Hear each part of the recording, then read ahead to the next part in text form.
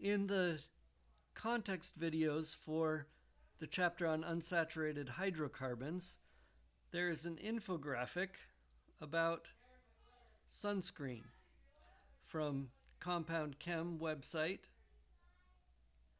and it shows structures of a bunch of different sunscreen molecules. And you may notice some things that all of these have in common. I'm going to switch over to my handwritten part. I have copied down pictures of a couple of these sunscreen molecules. And in these you can see some of the common elements. They all have these aromatic benzene rings. And next to these benzene rings, just one bond away, is a double bond to oxygen. If we go down here, we see the same thing. Benzene ring, double bond to oxygen. There's also double bonds to oxygen one away here on that sulfate group. This is the kind of structure you need to act as a light absorber, to collect UV light. So this is what you're going to look for when you're trying to identify a possible sunscreen ingredient. You're looking for this benzene ring next to a double bonded oxygen. If we were to take away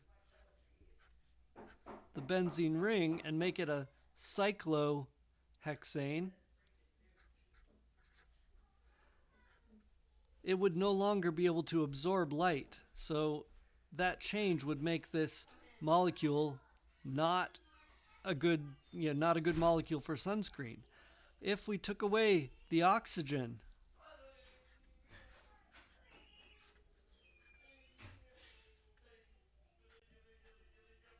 and we didn't have the oxygen where it's just one bond away with that double bonded to oxygen, it wouldn't absorb light or UV light, so it would not be a good sunscreen molecule. So any of those things that go wrong, if we take away any of the double bonding or the conjugation with oxygen, then it will be a molecule that can't absorb UV light or not as well.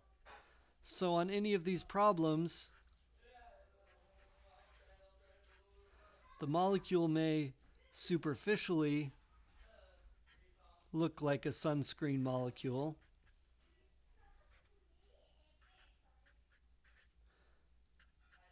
but if we take away those benzene rings, this won't absorb sunlight, won't absorb UV light, and will not protect you from the sun, whereas this is one that absorbs UVA and B.